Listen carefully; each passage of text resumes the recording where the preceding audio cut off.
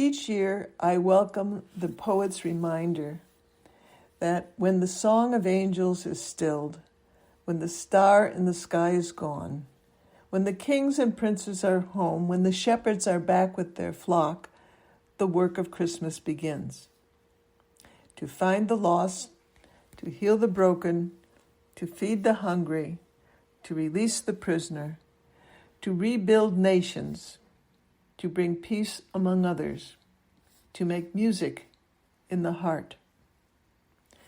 Sometimes the music is in a minor key, as with the Coventry Carol, which in the wake of shepherds and angels overshadows the harmony, recalling the rage of King Herod and the slaughter of innocents.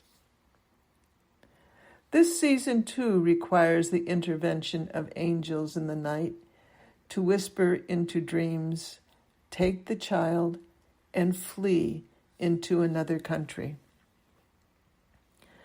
Millions of men, women, and children in our time have taken flight, left their homes to find safe haven. They flee war, drought, floods, political oppression, religious and ethnic persecution. They are hidden deep in the night of what Pope Francis calls the globalization of indifference. There are an estimated 84 million forcibly displaced persons in the world.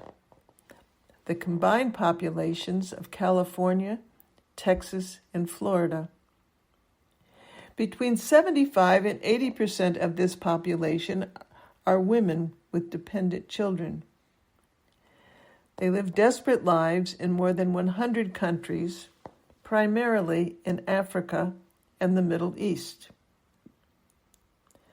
Some 22% of this refugee population resides in camps. The average length of time spent in camps varies depending on the crisis. But in protracted refugee situations, some may spend decades, even a lifetime, living in camps.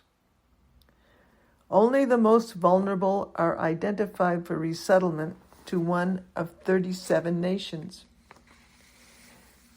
Fewer than 1% of the total number of refugees worldwide are resettled each year.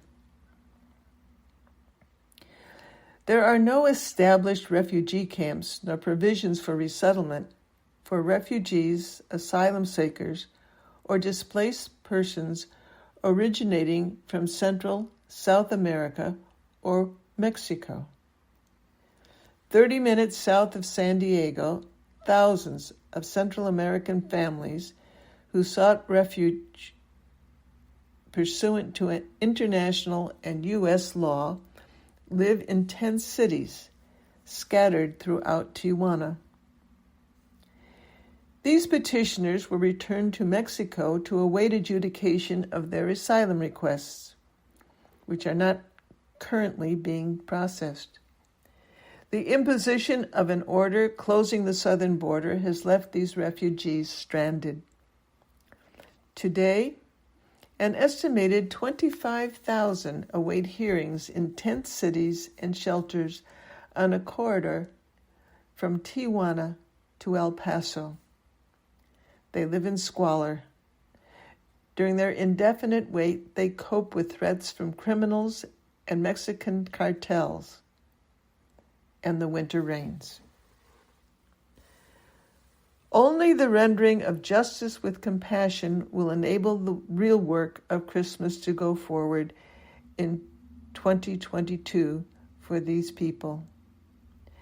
Pope Francis reminds us that we cannot be indifferent to their suffering. With regard to the Good Samaritan, he writes, if we extend our gaze to the history of our own lives, all of us are or have been like each of the characters in the parable. All of us have in ourselves something of the wounded man, something of the robber, something of the passerby, and something of the Good Samaritan.